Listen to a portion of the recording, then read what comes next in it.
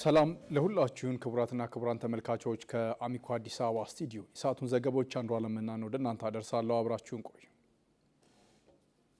ማህበረሰባችንን ለከፋ ችግር የዳረገውን የሰላም እጦት በመቅረፍ የልማትና የመልካም አስተዳደር ጥያቄዎችን ለመመለስ በጋራ መቆም እንደሚያስፈልግ የሰሜን ሸዋ ዞን ዋና አስተዳዳሪ አቶ መካሻ አለማየሁ ተናገሩ። ሰላም ለሁሉም ሁሉም ለሰላም በሚል መሪ ቃል በመንዝላሎ ምድር ወረዳም ህዝባዊ ውይይት ተካሂዷል። ስንታየሁ ኃይሉ ተጨማሪ ዘገባ አዘጋጅታለች። በውይይቱ ላይ የተሳተፉት የአካባቢው ነዋሪዎች ያጋጠመው የሰላም እጦት የተለያዩ የልማት ስራዎችን ለመከወን ችግር ፈጥሮብናል ብለዋል። አስተማማኝ ሰላም እንዲፈጠር እንሰራለንም ነው ያሉት። ከመጨረሻው ድረስ ታግለን የሀገራችንን ሰላም ለማምጣት የሀገራችንን ልማት ለማየት ከህዝባችን ጎን ሆነን ተሰልፈን ይችን ሰላም ለማምጣት አደራ ነው። የማዳበሪያውን ነገር አደራ፣ የተጀመረው ልማት አስቀጥሉልን። ዋናው መረት ልጆቻችን ወደዚህ እንዲመጡ እንጋብዝ። ያለው የተሰበሰበው ህዝብ ጠቅላላ እንጣርና እንዲገቡና አድርግ። እኛ ሰላም ነው የምንፈልገው፣ ልማት ነው የምንፈልገው። እግዚአብሔር አምላክ ኢትዮጵያንና ህዝቦቿን ይባርክ። የመንዝላሎ ምድር አስተዳዳሪ ኃይሌ እንግዳ ሰው ከወረዳው ነዋሪዎች ጋር በጋራ በመሆን ሰላምና ልማትን ለማጠናከር በጋራ የሚሰሩ ስራዎች መጠናከር እንደሚገባቸው ተናግረዋል። ወረዳችን ዘርፈ ብዙ የሰላምና የልማት ስራዎች በትምህርት፣ በግብርና፣ በውሃና ሌሎች ተግባራት እየተከናወኑ ይገኛሉ። የወረዳችን ህዝብ ሰላምና ልማት ወዳድ፣ ለመንግስት ታማኝ ህዝብ፣ የዘወትር ፍላጎቱ ከሌላው ህዝብ እኩል የመልማትና የማደግ የመሰረት ልማት ፍላጎት ብቻና ብቻ ነው። የተከበራችሁ የወረዳችን ህዝቦች አሁንም በእጃችን የጨበጥነው ሰላም የጀመርነው የመልማት ጉዞ ከእጃችን እንዳይወጣና ዳግም ለከፋ ችግር እንዳንዳረግ የወረዳችን ህዝብ ከጸጥታ ኃይሎች ጎን ተሰልፋችሁ የበኩላችሁን አስተዋጽኦ ማድረግ ይጠበቅባቸዋል። ማህበረሰባችንን ለከፋ ችግር የዳረገውን የሰላም እጦት በመቅረፍ የልማትና የመልካም አስተዳደር ጥያቄዎችን ለመመለስ በጋራ መቆም እንደሚያስፈልግ የገለጹት የሰሜን ሸዋ ዞን ዋና አስተዳዳሪ አቶ መካሻ አለማየሁ የልማት ጥያቄዎችን ለመመለስ እየተሰራ መሆኑን አስረድተዋል። ሰሜን ሸዋ ውስጥ ችግር ውስጥ ገብተው ከነበሩ ወረዳዎች ፈጥኖ ወደ ተሻለ ደረጃ በመጣ ደረጃ ላይ የምትገኙ ስለሆነ ይሄን አጠናክራችሁ እንድትቀጥሉ ነው። ፌዴራል መንግስት የጀመረው መንገድ ይሰራላችኋል። የለቀማ ስራ ቀሪ ስራዎችን የለቀማ ስራ እየሰራን ያለ ነው። እሱ በፍጥነት ስራ እንዲጀምር እናደርጋለን። ለዚህ ደግሞ የጀመራችሁ ሰላም ራሱ እንደ አንድ ትልቅ እድል ይወሰዳል። ማዳበሪያ የመንዝ ወረዳዎች በአጠቃላይ መኪና ላይ እየጫንና ያለ ነው። በቅርብ እናስገባላችኋለን። ህዝቡ ከሀገር መከላከያ ሰራዊት ጎን በመቆም ሰላሙን መጠበቅ እንደሚገባውም ዋና አስተዳዳሪው ተናግረዋል። በእርግጠኝነት ታምነን እናገለግላችኋለን። እናንተ ግን ልባችሁን ስጡን፣ እንግባባ፣ እንተማመን። እኛ ልማት ብቻ ነው አጀንዳችን። በዚህ አመት ተወካይ እንዲኖራችሁ ለውም ደግሞ ምርጥ ተወካይ እንዲኖራችሁ በነቂስ ምርጫ ላይ መሳተፍ አለባችሁ። ክፋት ከመንዝላሎ ከወገሬ ይወገድ፣ አንድነትና ፍቅር ይደርጅ። አብረን ተያይዘን እንጓዛለን። የኢፌድሪ መከላከያ ሰራዊት የልዩ ዘመቻዎች እዝ ዋና አዛዥ ሌተናል ጄኔራል ሹማ አብደታ በበኩላቸው የኢትዮጵያን የከፍታ ጉዞ ለማረጋገጥ የጸጥታ መዋቅሩ በሚያከናውነው የሰላም ማስከበር ስራ ላይ የሁሉም ዜጋ በርክቶ ወሳኝ መሆኑን ገልጸዋል። ጠንካራ አማራ ሲኖር ጠንካራ ኢትዮጵያ ይኖራል። ጠንካራ ኦሮሞ ሲኖር ጠንካራ ኢትዮጵያ ይኖራል። ጠንካራ ብሔረሰብ ሲኖር ጠንካራ ኢትዮጵያ ይኖራል። ጠንካራ ኢትዮጵያ ከሌለ ደግሞ በዚህ ኢትዮጵያ ውስጥ አሸናፊም ተሸናፊም የለም። በተለያየ መንገድ በሃይማኖት ይዛችሁ ሁሉም አንድ ቋንቋ ተናግሮ ወረዳው የተሻለ ወረዳ እንዲሆን ጠንካራ ኢትዮጵያን ለመፍጠር በሚሰራው ስራ ሰላምን ማጽናት ወቅቱ የሚጠይቀው ተግባር መሆኑም ተመላክቷል። ኢትዮጵያ ታምርት የውጭ ምንዛሬን የሚያድኑ እሴትን የሚጨምሩ ምርቶች እንድናመርት አግዞናል ሲሉ የአምራች ኢንዱስትሪ ባለቤቶች ገለጹ። ለምርቶቻቸው ተወዳዳሪነት ሲባል ድጋፎችና ማበረታቻዎችም ተጠናክረው ሊቀጥሉ ይገባል ብለዋል። ኢብራሂም መሐመድ የዚህን ዝርዝር ዘገባ እንደሚከተለው አዘጋጅቷል። የቡም ማኒፋክቸሪንግ ኢንዱስትሪ በኢትዮጵያ ታምርት ንቅናቄ አማካኝነት ተኪ ምርት ለማምረት በተፈጠረው አበረታች እድል ወደ ስራ ከገባ 3 ዓመታትን አስቆጥሯል። ፋብሪካው ከዚህ ቀደም ከውጭ ብቻ ይገቡ የነበሩ ለቤት ውስጥ ግልጋሎት የሚውሉ ማቀዝቀዣዎችን በሀገር ልጆች እጅ በማምረት ለገበያ እያቀረበ መሆኑን የድርጅቱ ባለቤት አቶ ጸጋ ደበበ ገልጸዋል። ኢትዮጵያ ታምርት ካየነው ትልቅ ነገር ነው። ለአምራቹ ጥሩ የሆነ ጠቀሜታ የሚሰጥ እንቅስቃሴ ነው። ባለድርሻ አካላት ጋር ከመገናኘት ስፔሻሊ ከተለያዩ የመንግስት ተቋማት ጋር ይመጡ ትልልቅ የሆኑ የመንግስት የስራ ኃላፊዎች ይኖራሉ። እነሱን ለማግኘትም ያለውን ችግር በቀረብ ብሎ ለመወያየት ትልቅ እድልም ይፈጥራል። ፓራሌሊ ከጎን ካሉ ከሌላ ተቋማት ጋርም ለመገናኘት ሰፊ እድል ይፈጥራል። እንዲሁም ደግሞ አገር ውስጥ የተመረተ የሚለውን ሜንታሊቲ በማስቀረት ለካ እዚህ መስራት ይቻላል፣ ኳሊቲ የሆኑ ፕሮዳክቶችን ለገበያ ማቅረብ ይቻላል የሚለውን ነገር ለማስረጽ ትልቅ ፋይዳ ያለው ብዬ አምናለሁ። በኢትዮጵያ ታምርት በተደረገለት ድጋፍ ኒው ዊንግ አዲስ ጫማና ቆዳ ፋብሪካ ምርቶቹን ለሰሜን አሜሪካ ገበያ በስፋት በማቅረብ የውጭ ምንዛሬ እያስገኘ መሆኑን የድርጅቱ የሰው ኃይል ስራ አስኪያጅ አቶ ብዙአየሁ ወርቁ ተናግረዋል። ኢትዮጵያ ታምርት እንቅስቃሴ ውስጥ እየተሳተፍን ያለ ነው። በመሳተፋችን በርካታ ድርጅቶችን ለማወቅ ችለናል። ለምሳሌ አሁን እያመረትን ያለ ነው ሴፍቲ ሹ ጫማ አለ። ይሄ ሴፍቲ ሹ ጫማ አየር መንገድ፣ ቴሌኮም፣ ኤልፓ የመሳሰሉት ተቀላቅለዋል። ትዕዛዝ የመስጠት ደረጃም ደርሷል። ይሄ ደግሞ የመጣው በኢትዮጵያ ታምርት ነው። ስለዚህ እኛን አሁን ካለው የገበያ ሁኔታ ጋር የበለጠ ነው እያሳሰረን ያለው። ፋብሪካዎቹ ምርታማ በመሆናቸው እውቀትና ልምድ አግኝተናል ብለዋል ሰራተኞቹ። ሁለት ሴት ነበር እዚህ ድርጅት ስንመጣ ማለት ነው እና እዛ በመጣሁበት ሰዓት እታች አለ ፕሪ የሚባል መጀመሪያ ገጣጣሞች ማለት ነው። እዛ ላይ ሰራተኞች ሲመጡ ሱፐርቫይዘር ነበርኩ እና ያን ሱፐርቫይዘር 3 አመት ሰራው እዛ ማለት ነው እና 3 አመት በምሰራበት ሰዓት እዚህ ደግሞ ስቶር ውስጥ ገብቻለሁ አሁን ማለት ነው እና ይሄ ስራ መከፈቱ አንደኛ ለኛ ሲቀጥል ደግሞ ለተጠቃሚዎች በቃ እንደ ሀገራችን አሪፍ ነው ብዬ ነው የማስበው። ወደ 400 ሰራተኛ አካባቢ ያለ ከነቤተሰባቸው ከዛ በላይ ነው የሚሆኑት ማለት ነው። ይሄ ደግሞ በጣም ጥሩ የስራ እድልና የቴክኖሎጂ ሽግግርን የሚያደርግ ካምፓኒ ነው። ተቋማቱ ይበልጥ ምርታማ እንዲሆኑ የቦታ የኤሌክትሪክ ኃይል፣ የውጭ ምንዛሬና የግብአት ችግሮችን መንግስት እንዲፈታላቸው ጠይቀዋል። ወጣቶች ግልጽ ግብ ካላቸውና ለግባቸው ጠንክረው ከሰሩ የፈለጉበት ደረጃ መድረስ ቀላል እንደሆነ በደብረ ብርሃን ዩኒቨርሲቲ የኬሚስትሪ ትምህርት ክፍል ተመራማሪና መምህርት ዶክተር ሁሉአገርሽ ደገፉ ገለጹ። ዘጋቢያችን ብርቱካን ማሞ ከተመራማሪዋ ጋር ቆይታ አድርጋለች። እንደሚከተለው ይቀርባል። ስሜ ዶክተር ሁሉአገርሽ ደገፉ እባላለሁኝ። የሰራሁ ያለሁት በደብረ ብርሃን ዩኒቨርሲቲ በተፈጥሮና ቀመር ሳይንስ ኮሌጅ በኬሚስትሪ ትምህርት ክፍል ነው። በዚህ ክፍል ውስጥ በተመራማሪነትና በመምህርነት እያገለገልኩ ነው የምገኘው። ማስተርስ ጨረስኩኝ። የሰራሁት ስራ ወዲያው ነው ፐብሊሽ የተደረገው ኤልሴቪየር የሚባል ጆርናል ላይ። እንግዲህ ፍላጎቴ ያለ ውጭ ለመሄድ ስራዬ ደግሞ ጥሩ ሆነና ታተመልኝ እዛ ጆርናል ላይ። ሁለቱ አንድ ላይ ሆኖ ኔክስት ይር ላይ ስኮላርሺፕ አፕላይ ማድረግ ጀመርኩ ማለት ነው። የመጀመሪያ ሙከራ ነው ያገኘሁት ታይዋን በምትባል ሀገር አካዳሚያ ሲኒካ የሚባል የምርምር ተቋም ነው።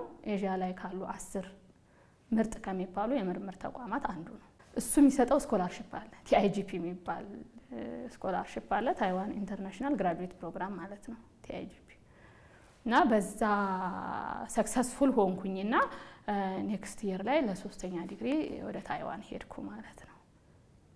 እና እሱ ነው እንግዲህ ተርኒንግ ፖይንቴ።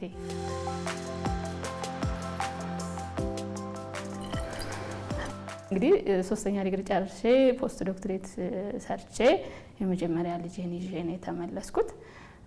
እንደተመለስኩ ደብረ ብርሃን ዩኒቨርሲቲ ጆይን አደረግኩ ማለት ነው።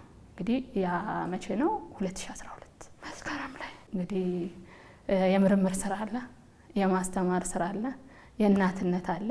እንዳልኩሽ ያን ጊዜ የመጀመሪያ ልጄን ይዤ ብመለስም ከዛ ወዲህ 2 ልጆች ጨምሬያለሁ። ጎን ለጎን እንግዲህ ላይክ ኑሮ ይመራል፣ እዚህ ጋር ደግሞ መስራት ያስፈልጋል አይደለ? ሁሉንም ባላንስ አድርጌ ለማስኬድ ጥረት ማደርግ አይነት ሴት ነኝ። 11 አካባቢ የታተሙ ስራዎች አሉኝ ኢንተርናሽናል ጆርናል ላይ። እነሱና እንዲሁም ደግሞ መማር ማስተማሩ ሊደርሺፕ ላይ የነበረኝ ሮል አንድ ላይ ተደምረው ወደ ተባባሪ ፕሮፌሰርነት እንዳድግ አድርጎኛል።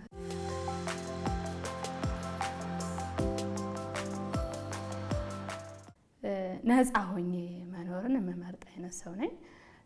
በዛ ውስጥ ለሁለት ነገሮች ትኩረት እሰጣለሁ። አንደኛ እግዚአብሔርን ምፈራ ሰው እንደሆነ ፈልጋለሁ፣ እንደዛም ነኝ ብዬ ነው ማምነው።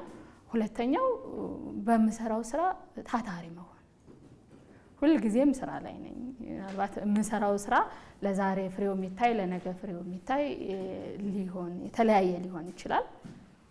ጎን ለጎን ከዚህ ስመለስ ደግሞ ልጆቼ ጋር ነኝ። ታታሪ መሆንና እግዚአብሔርን መፍራት የኔ መርሆቼ ናቸው ብዬ አምናለሁ። ሴት ሆኖ መፈጠር በራሱ ኃጢአት አይደለም። ሰምታይምስ የሚነገሩት ነገሮች ጥሩ ያልሆኑ ነገሮች ስላሉ ነው። ሴት ባልሆን ኖሮ የሚሉሽ ተማሪዎች አሉ። ምን ችግር አለው ሴት ብትሆን? ችግር የለውም። ጠንክራ ስትሰራ እዛ ማትደርስበት ምክንያት የለም። ለእኔ ሴት መሆኔ ከምንም አግዶኝ አያውቅም።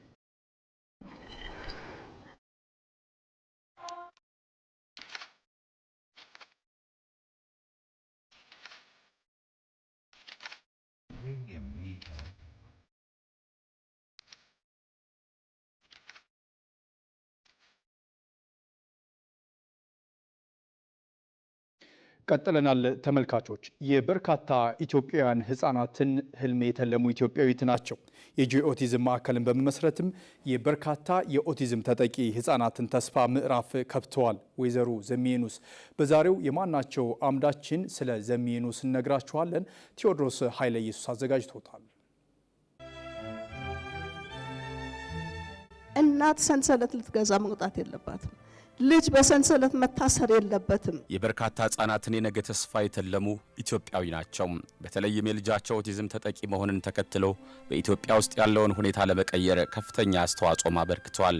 ወይዘሮ ዘሚየኑስ የተወለዱት በአዲስ አበባ ከተማ ጣሊያን ሰፈር የሚባለው አካባቢ ሲሆን መደበኛ ትምህርታቸውን በካቴድራል ሴቶች ትምህርት ቤትም ተምረዋል። በ17 ዓመታቸው ወደ ጣሊያን እንዳቀኑም ታሪካቸው ያሳያል። ከጥቂት ጊዜ በኋላ ወደ ኢትዮጵያ ተመልሰው የነበረ ሲሆን በኋላም ወደ አሜሪካን ሀገር በማቅናት ለ14 ዓመታት ያክል በዚያው ኖረዋል። ወይዘሮ ዘሚየኑስ ባለትዳርና የሁለት ልጆች እናትም ነበሩም። በሎስ አንጀለስ አሜሪካ ቆይታቸውም ኒያና ኢንተርናሽናል የሚባል የውበት ሳሎን ከፍተው ነበር።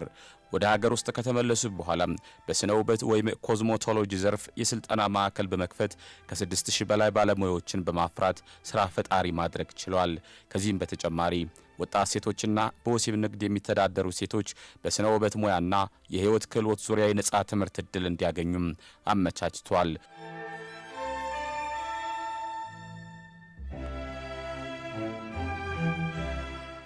እነዚህ ሴቶች የህይወት መንገዳቸው እንዲስተካከልም አድርገዋል። ታዲያም የዘሚየኑስን የህይወት ጉዞ የሚቀይረው አጋጣሚ የተፈጠረው ልጃቸው የኦቲዝም ተጠቂ መሆኑ ነበር። ምንም እንኳን በተደጋጋሚ እንደሚናገሩት የኦቲዝም እክል ያለበትን ልጃቸውን አሜሪካ ቢወስዱት አስፈላጊውን ትምህርት እንደሚያገኝ ቢረዱም በኢትዮጵያ ውስጥ ያለው ግንዛቤ ግን ያሳስባቸው ነበር። ይህንን ለመቅረፍ የሚያስችል ማዕከልም መሰረቱም። ድምፅ አልባውን የልጆች እንባ ያዳመጡ፣ የእናቶችን ሀዘን ቀድሞ የተረዱ ሴት ናቸው ሲሉም ይገልጿቸዋል። የጆይ ኦቲዝም ማዕከልን በመመስረትም የበርካታ የኦቲዝም ተጠቂ የሆኑ ህፃናትን የተስፋ ምዕራፍ ከፍተዋል። ወይዘሮ ዘሚየኑስ በኢትዮጵያ ውስጥ የኦቲዝም ግንዛቤ ለመጨመር በከፍተኛ ትጋት ደከመኝ ሰለቸኝ ሳይሉ እየሰሩ በማዕከላቸው ውስጥ በሚሰጧቸው አገልግሎቶች የበርካታ ወላጆችን ችግር መቅረፍ የቻሉ ናቸው። ይህ ማዕከል 2 አስርተ ዓመታት አሳልፏል። ዘሚየኑስ በየአካባቢው ከማህበራዊ ህይወት ተገለው በየቤታቸው ተቀምጠው የሚቸገሩ ህፃናት በተለየ ሁኔታ የመማር አቅም እንዳላቸው በተለያዩ መገናኛ ብዙሃን ሲያስገነዝቡ እንደነበረም ይታወሳል። በ1994 ጀምሮ ያቋቋሙት ማዕከልም ከ200 በላይ ለሚሆኑ የአእምሮ እድገት ውስንነት ላለባቸው ልጆች ልዩ እንክብካቤ ይሰጣል። ማዕከሉን በማስፋት ሰሚት አካባቢ በ5000 ካሬ ሜትር ቦታ ላይ በ250 ሚሊዮን ብር 400 የኦቲዝም እክል ያለባቸውን ማስተናገድ የሚችል ህንፃ መገንባት ጀምረው እንደነበረም የሚታወስ ነው። በሌሎች ነገሮች ስላሸነፍን ብቻ አይደለም፣ የተጎዱትን ልጆቻችንን ስንረዳ እሱም ሌላ ማሸነፍ ነው፣ ሌላ ስም። በሰብአዊ ተግባራቸው የሚታወቁት ዘሚየኑስ የኢትዮጵያ ቀይ መስቀል የቦርድ አባልን በመሆን አገልግለዋል። ግንቦት 3 2013 ዓ.ም በጳውሎስ ሆስፒታል በኮሮና ቫይረስ ምክንያት ከዚህ ዓለም በሞት ተለይቷል። ወይዘሮ ዘሚ ኦቲዝምን ተከትሎም ለሰሩት መልካም ስራም በርካታ ሽልማቶች ተበርክቶላቸዋል። የኒያ ፋውንዴሽንና የጆይ ኦቲዝም ማዕከል መስራች ዘሚየኑስም ስማቸው ከመቃብር በላይ ሆኖ የበርካታ ህፃናትን ህይወት እየታደገ ይገኛል። እኛም በዛሬው የማናቸው ጥንቅራችን ዳሰስናቸው። በኢትዮጵያ ሴቶች ማህበራት ቅንጅት የተዘጋጀውን ተምሳሌት የተሰኘ መጽሐፍን በምንጭነት ተጠቅመናል። አሁን ሰዓቱ የአጫጭር ዘገባዎች ነው ተመልካቾች። ሰላማዊት ነጋ ትነግረናለች።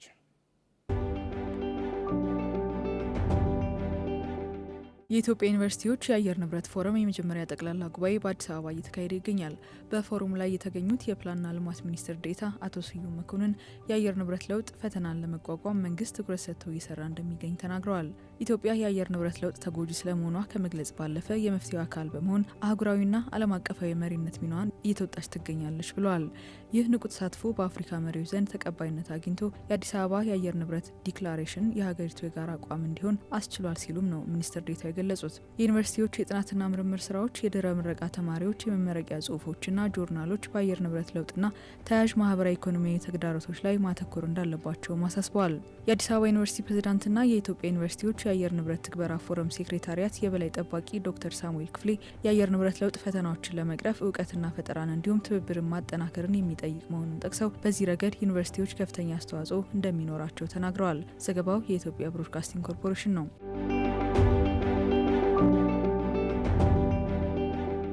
ኢትዮጵያና የእስያ መሰረተ ልማት ኢንቨስትመንት ባንክ በመሰረተ ልማት ግንባታ ያላቸውን ትብብር ለማሳደግ ቁርጠኛ መሆናቸውን አስታወቁ። የገንዘብ ሚኒስትር አህመድ ሽዴ ከእስያ መሰረተ ልማት ኢንቨስትመንት ባንክ ፕሬዚዳንት ዞው ጂያዩ ጋር በቤጂንግ ተወያይተዋል። ውይይቱ በኢትዮጵያና በባንኩ መካከል ያለውን አጋርነት ይበልጥ ማጠናከር በሚቻልባቸው ሁኔታዎች ላይ ያተኮረ ነው። በውይይቱ ወቅት በዋናነት በትብብር ሊከናወኑ የሚችሉና ቅድሚያ በሚሰጣቸው የመሰረተ ልማት አውታሮችና የልማት ውጥኖች ላይ የሀሳብ ልውውጥ ተደርጓል። የእስያ መሰረተ ልማት ኢንቨስትመንት ባንክ ለቢሾፍቱ ዓለም አቀፍ አውሮፕላን ማረፊያ ፕሮጀክት ሊያደርግ በሚችለው የፋይናንስ ድጋፍ ዙሪያም ሰፊ ምክክር ተካሂዷል። ሁለቱ ወገኖች የግል ዘርፍ ፋይናንስን በማንቀሳቀስ ረገድ ያለውን ትብብር ለማሳደግ በሚቻልባቸው እድሎች ላይም ተወያይተዋል። ዘገባው የኢትዮጵያ ዜና አገልግሎት ነው።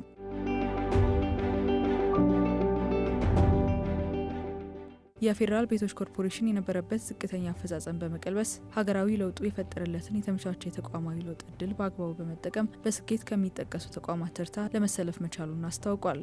በተለይም በግንባታው ዘርፍ አዳዲስ ቴክኖሎጂዎችን በማስተዋወቅ ረገድ ግንባር ቀደም ተጠቃሽ መሆን ችሏል። እነዚህን ስኬቶች በዝርዝር ለመዘከርና የቀጣይ ጉዞውን አቅጣጫ ለማመላከት በተዘጋጀው በዚህ መርሃ ግብር የተቋሙን የ50 ዓመት ጉዞ የሚያሳዩ ሰፋፊ ጉዳዮች ተዳስሰዋል።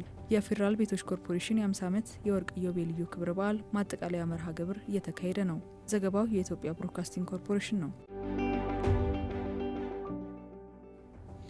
ተመልካቾች ከአሚኮ አዲስ አበባ ስቱዲዮ ለተሰዓቱ የተዘጋጁ ዘገባዎች እኒህ ናቸው። ዘገባዎቹን አንዱ አለምናን ወደ እናንተ አደረስኩ። አብራችሁ ስለነበራችሁ ስለተመለከታችሁን አመሰግናለሁ።